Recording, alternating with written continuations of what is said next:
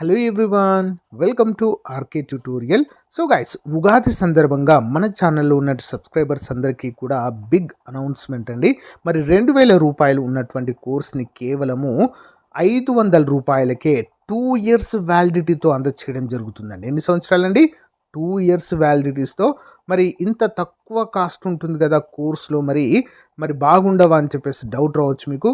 So guys, అందుకే ముందు demo చూసే అవకాశాన్ని మీకు కల్పిస్తున్నానండి. ముందు డెమో చూడండి, మీకు నచ్చితేనే తీసుకోండి ఫ్రెండ్స్. ఆల్మోస్ట్ హైదరాబాద్లోనే టాప్ ఫ్యాకల్టీ, 20 సంవత్సరాల అనుభవం కలిగినటువంటి ఫ్యాకల్టీ అండి. ఈచ్ సబ్జెక్ట్కి 20 సంవత్సరాల అనుభవం కలిగిన ఫ్యాకల్టీ చేత క్లాసెస్ చెప్పించామండి. ఎక్సలెంట్గా ఉంటాయి. ఓకేనా? ఒకసారి మీరు డెమో చూసి తప్పకుండా ప్రతి ఒక్కరు కోర్సుని ఈ ఆఫర్ను ఉపయోగించుకోండి, ఉగాది ఆఫర్ని. ఓకేనా? 1000కి పైగా క్లాసెస్ ఉంటాయండి. ఈచ్ అండ్ ఎవ్రీ టాపిక్ సంబంధించిన పీడిఎఫ్ ఉచితంగా అందజేస్తాం. టెస్ట్ సిరీస్ ఉచితంగా అందజేయడం అయితే జరుగుతుంది. కాబట్టి ఇది సరైన అవకాశం అండి. సో ఎవరైతే సీరియస్ ఆస్పిరెంట్ గ్రూప్ 2 అవకాశం కోసం చూస్తున్నారో తప్పకుండా తీసుకోండి. నాట్ ఓన్లీ గ్రూప్ 2 అండి, అన్ని కోర్సుల పైన ఆఫర్ ఉన్నాయి. డిఎస్సి పైన కావచ్చు, ఎస్ఐ కానిస్టేబుల్ పైన కావచ్చు, ఇతర కోర్సుల పైన కూడా ఆఫర్స్ ఉన్నాయి. ఒకసారి డెమో చూసి తీసుకోండి. App link in video description. ఓకేనా? All the best. Thank you.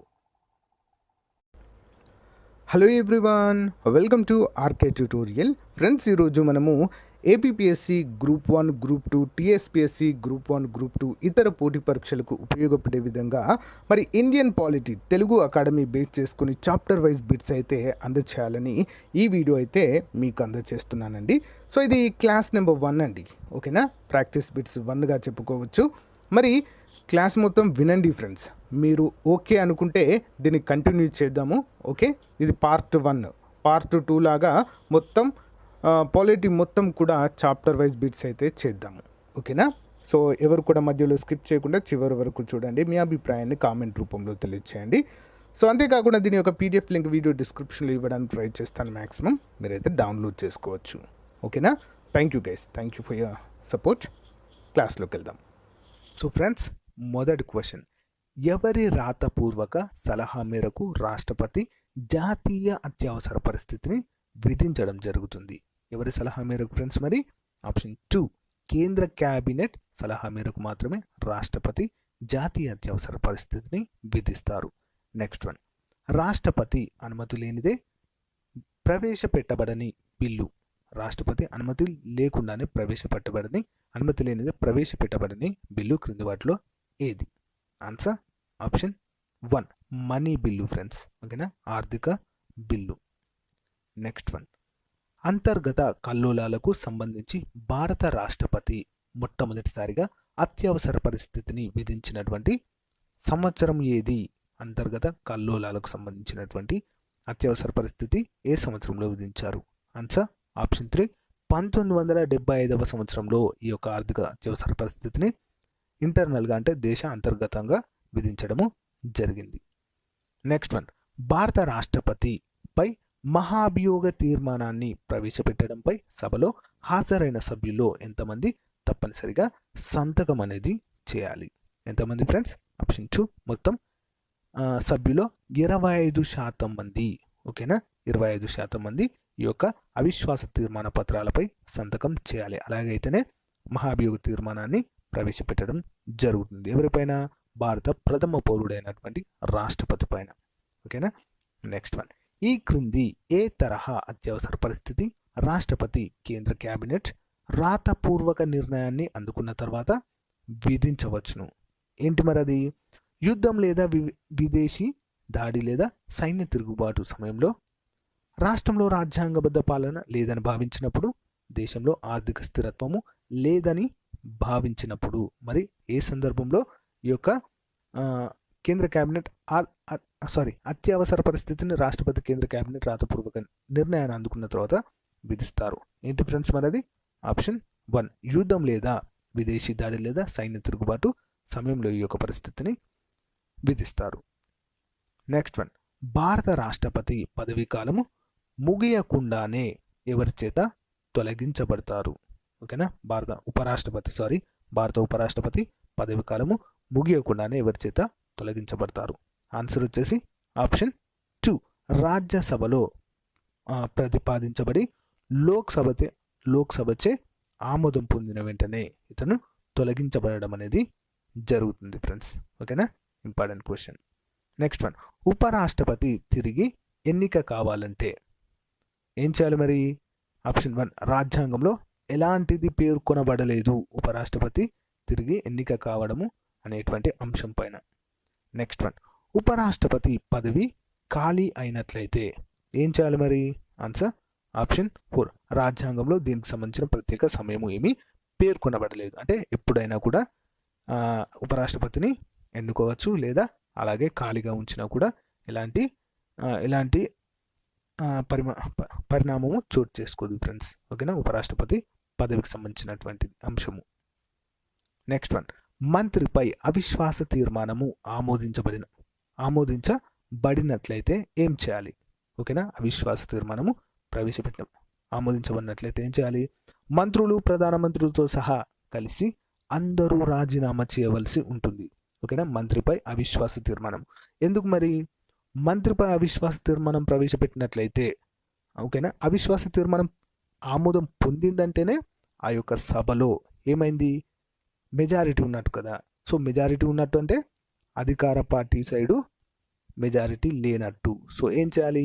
మంత్రులంతా కూడా ప్రధానమంత్రులతో సహా కలిసి రాజీనామా చేయవలసి ఉంటుంది. Important question. నెక్స్ట్ వన్, మంత్రులందరూ కలిసి లోక్సభకు బాధ్యత వహిస్తే స్వతంత్ర మంత్రులు రాజ్యాంగం ప్రకారము ఎవరికి బాధ్యులు? ఓకేనా, ఆన్సర్ వచ్చేసి ఆప్షన్ 1, రాష్ట్రపతికి.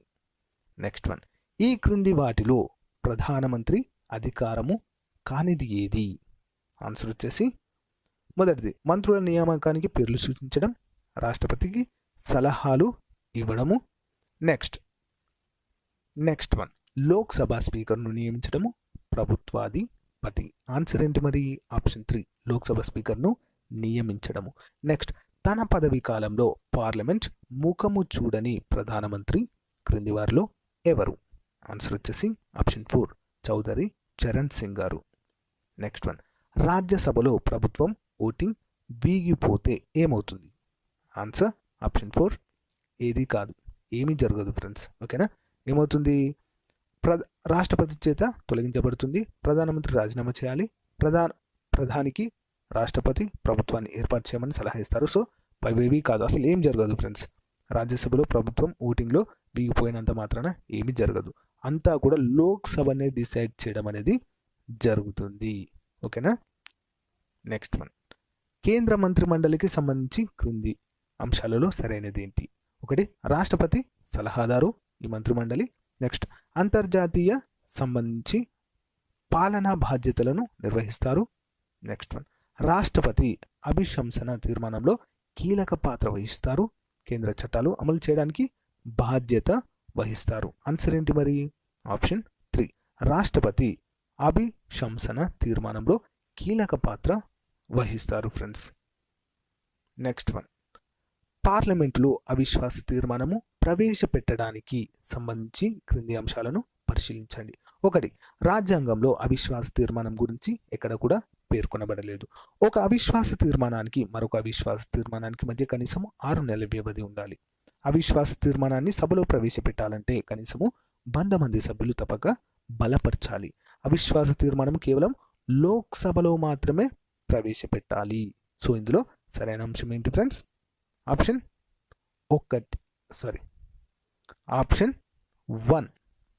1 మరియు 4 మాత్రమే సరైన సమాధానాలుగా చెప్పవచ్చు. ఏంటి అవి? అవిశ్వాస తీర్మానంను కేవలం లోక్సభలో మాత్రమే ప్రవేశపెట్టాలి. నెక్స్ట్, రాజ్యాంగంలో అవిశ్వాస తీర్మానం గురించి పేర్కొనబడలేదు. ఇవి రెండు కూడా సరైన అంశాలు. నెక్స్ట్ వన్, మంత్రి మండలి సభ్యులు రాజ్యాంగంలోని 2వ షెడ్యూల్లో పేర్కొన్న ప్రకారము నిర్ణీత జీతం పొందుతారు. నెక్స్ట్ వన్, లోక్సభ స్పీకర్ ప్రధానమంత్రితో సంప్రదించి రాష్ట్రపతి వారి జీతాలను నిర్ణయిస్తారు. ఒకే రకమైన జీతభత్యాలను పొందుతారు. ప్రతి నెల 15,000 జీతము మరియు ఉచిత నివాస సౌకర్యం కూడా పొందుతారు. సో ఇందులో మరి సరి అయినటువంటి అంశము ఏంటి? ఆన్సర్ వచ్చేసి ఆప్షన్ 3, ఒకే రకమైనటువంటి జీతాలను మంత్రి మండలిలోని సభ్యులంతా కూడా పొందుతారు ఫ్రెండ్స్. నెక్స్ట్ వన్, లోక్సభలో కేంద్ర పాలిత ప్రాంతాల సీట్ల సంఖ్య ఎంత? Important question. ఆన్సర్ వచ్చేసి ఆప్షన్ 1 20. 42వ రాజ్యాంగ సవరణ లోక్సభ పదవి కాలాన్ని 5 సంవత్సరాల నుంచి ఎంతకు పెంచింది? Important question. ఆన్సర్ వచ్చేసి ఆప్షన్ 1 6 సంవత్సరాలు. ఓకేనా. 42వ రాజ్యాంగ సవరణ లోక్సభ పదవి కాలాన్ని 5 సంవత్సరాల నుంచి 6 సంవత్సరాలకు పెంచింది. Next one. జాతీయ అత్యవసర పరిస్థితి సమయంలో ఎంతకాలము లోక్సభ పదవి కాలాన్ని పార్లమెంట్ పొడిగించవచ్చును? Important question. ఆన్సర్ వచ్చేసి ఆప్షన్ 4 1 సంవత్సరము. Next one. లోక్సభ 5 సంవత్సరాలు పూర్తి కాక మునిపే రద్దు చేసే అధికారము ఎవరికి ఉంటుంది? ఆన్సర్ ఆప్షన్ 3 ప్రధానమంత్రి సిఫారసులపై రాష్ట్రపతికి ఉంటుంది. Next one. పార్లమెంటు ఉభయ సభల సంయుక్త సమావేశాన్ని రాష్ట్రపతి ఏర్పాటు చేయవచ్చు. దీనికి సంబంధించినటువంటి సరైన అంశం ఏంటో చూద్దాం. ఒక సభలో ఆమోదించబడిన సాధారణ బిల్లు మరొక సభలో తిరస్కరించబడితే. Next one. ఒక సభలో ప్రవేశపెట్టబడిన రాజ్యాంగ సవరణ బిల్లు రెండవ సభలో ఆమోదం పొందనట్లయితే. నెక్స్ట్. ఒక సభచే తిరస్కరించబడిన బిల్లుపై 6 నెలల వరకు నిర్ణయం తీసుకున్నట్లయితే. సో ఎప్పుడు మరి ఉభయ సభల సంయుక్త సమావేశాన్ని రాష్ట్రపతి ఏర్పాటు చేయవచ్చు? ఆన్సర్ వచ్చేసి ఆప్షన్ 1. ఒక సభలో ఆమోదించబడిన బిల్లు సాధారణ బిల్లు మరొక సభలో తిరస్కరించబడినైతే దాని ఆమోదం కొరకు రాష్ట్రపతి ఉభయ సభల సంయుక్త సమావేశాన్ని ఏర్పాటు చేస్తారు. దీనికి స్పీకర్ అధ్యక్షత వహిస్తారు. Next one. లోక్సభ తన ఓటాన్ అకౌంట్ను ఆమోదించేది. 1. బడ్జెట్ ఆమోదానికి ముందు వచ్చే ఖర్చుల కొరకు, రహస్య సర్వీసులకు సంబంధించిన ఖర్చుల కొరకు, అనుకోకుండా వచ్చే ఖర్చులకు సంబంధించి. ఆన్సర్ ఏంటి మరి? ఆప్షన్ 1 బడ్జెట్ ఆమోదానికి ముందు వచ్చే ఖర్చుల కొరకు ఈ యొక్క ఓటాన్ అకౌంట్ని ఆమోదించడం. Next one. లోక్సభ సెక్రటేరియట్ ఎవరి పర్యవేక్షణలో నిర్వహించబడుతుంది? Answer option 1 speaker. లోక్సభ అధిపతి ఎవరు? స్పీకర్. Next one. రాజ్యసభ శాశ్వత సభ కానీ 2 సంవత్సరాలకు ఒకసారి 1/3వ వంతు సభ్యులు రిటైర్ అవుతారు. సో 24వది ఆన్సర్ వచ్చేసి ఆప్షన్ 1 ప్రతి 2 సంవత్సరాలకు ఒకసారి సభలోని 1/3వ వంతు సభ్యులు అంటే ముగ్గురిట్లో ఒకరు రిటైర్ అవుతారు. వారి స్థానంలో కొత్త వారు కూడా ఎంపిక కావడం అనేది జరుగుతుంది. అందుకే మనము రాజ్యసభని శాశ్వత సభ, పెద్దల సభ, శాశ్వతల సభ లేదా ఎగువ సభ అనే పేరుతో కూడా పిలుస్తాం ఫ్రెండ్స్. ఓకేనా. Important question. Next one. లోక్సభకు ముఖ్య సెక్రటరీ జనరల్ ముఖ్యుడు. అందులో అతన్ని నియమించేది ఎవరు? 25వది answer option 2 speaker. Next one. Lok Sabha Rajya Sabha ఉమ్మడి సమావేశాన్ని ఎవరు సమావేశపరుస్తారు? ఆన్సర్ ఆప్షన్ 3 రాష్ట్రపతియే సమావేశపరచడం జరుగుతుంది. దీనికి అధ్యక్షులు స్పీకర్. లోక్సభ చేత ఆమోదించబడిన ద్రవ్య బిల్లు రాజ్యసభ ఎన్ని రోజుల వరకు ఆమోదించకుండా అలాగే ఉంచే అధికారము ఉంటుంది? ఎన్ని రోజులు ఫ్రెండ్స్? ఆప్షన్ 1 14 రోజులు. Important question. Next one. ద్రవ్య బిల్లు లోక్సభచే ఆమోదించబడితే రాజ్యసభలో కొంతవరకు ఆమోదించబడినట్లయితే ఏమి జరుగుతుంది? ఆన్సర్ వచ్చేసి ఆప్షన్ 2 రాజ్యసభ సూచించిన సవరణలను లెక్క చేయకుండా లోక్సభ ఆమోదించడం అనేది జరుగుతుంది. ఇది ద్రవ్య బిల్లు విషయంలో ఫ్రెండ్స్. ఓకేనా. లోక్సభ ఆమోదం పొందిన తర్వాత రాజ్యసభలో కొంతవరకు ఆమోదింపబడినట్లయితే ఏమి జరుగుతుందంటే రాజ్యసభ సూచించిన సవరణలను లెక్క చేయకుండా డైరెక్ట్ అది అమలవుతుంది. ఓకేనా. Next one. పార్లమెంట్ బడ్జెట్తో పాటు ప్రవేశపెట్టబడే బిల్లులు క్రింది వాటిలో ఏవి? ఆన్సర్ వచ్చేసి ఆప్షన్ 3 ఆర్థిక బిల్లు, అప్రోప్రియేషన్ బిల్లు. ఆర్థిక బిల్లు, అప్రోప్రియేషన్ బిల్లు కూడా పార్లమెంట్లో బడ్జెట్తో పాటే ప్రవేశపెట్టబడుతుంది. Next one. ఈ క్రింది ఏ అధికారాలు ప్రత్యేకంగా రాజ్యసభచే గుర్తించబడినవి? ఆన్సర్ వచ్చేసి ఆప్షన్ 2 అఖిల భారత సర్వీసుల ఏర్పాటుకు సిఫారసులు. ఓకేనా. Important question. Next one. Parliament సభ్యుడు ఏ సంవత్సరంలో నేర విచారణ నుంచి తప్పించుకుంటారు? పార్లమెంట్ సభ్యులు ఏ సమయంలో నేర విచారణ నుంచి తప్పించుకునే అవకాశము ఉంటుంది? ఆన్సర్ ఆప్షన్ 2 పార్లమెంటులో మరియు పార్లమెంటరీ కమిటీలో సభ్యుడుగా ఉన్నప్పుడు. Important question. ఓకేనా. నేర విచారణ నుంచి తప్పించుకునే అవకాశం ఎప్పుడు ఉంటుంది? పార్లమెంటులో కానీ పార్లమెంటరీ కమిటీలో కానీ సభ్యుడిగా ఉన్నప్పుడు నేర విచారణ నుంచి తప్పించుకునే అవకాశము ఉంటుంది. నెక్స్ట్ వన్, భారత పార్లమెంట్ సార్వభౌమత్వాన్ని ఒప్పుకోదు, ఎందుకు? ఓకే, ఆన్సర్ ఏంటి మరి? 32 ఆప్షన్ 4. పై అన్ని అంశాల విషయంలో ఏంటవి మరి? రాజ్యాంగం చేత దాని యొక్క అధికారాన్ని పరిధిని నిర్ణయించలేదు. పార్లమెంట్ చేత ఆమోదించబడిన చట్టాలు రాజ్యాంగ విరుద్ధమని సుప్రీంకోర్టు నిర్ణయిస్తుంది. భారత రాజ్యాంగంలో పౌరునికి సంబంధించిన ప్రాథమిక హక్కులు పొందుపరచబడినవి. ఓకేనా. వీటన్నిటి కారణంగా ఏమవుతుంది? పార్లమెంట్లో సార్వభౌమత్వాన్ని ఒప్పుకోదు భారత పార్లమెంట్. నెక్స్ట్ వన్, పార్లమెంట్ యొక్క అధికారాల పరిధికి సంబంధించి ఈ క్రింది స్టేట్మెంట్లను పరిశీలించండి. 1. ఎక్కువ ప్రాధాన్యత కలిగిన చట్టాలు, బిల్లులు రాష్ట్రపతి అనుమతితో పార్లమెంట్లో ప్రవేశపెట్టారు.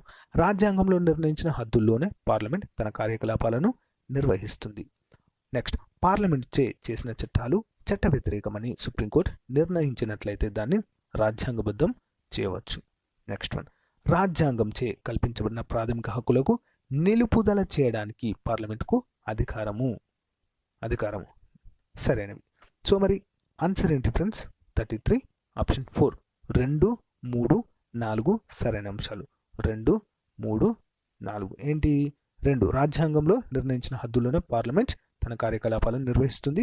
Next 3, parliament 2, 3, 4. ఓకే, 3, పార్లమెంట్ చేసిన చట్టాలు చట్ట వ్యతిరేకమని సుప్రీంకోర్టు నిర్ణయించినట్లయితే దాన్ని రాజ్యాంగబద్ధం చేయవచ్చు. నెక్స్ట్, రాజ్యం కల్పించిన ప్రాథమిక హక్కులను నిలుపుదల చేయడానికి పార్లమెంట్కు అధికారము ఉంటుంది.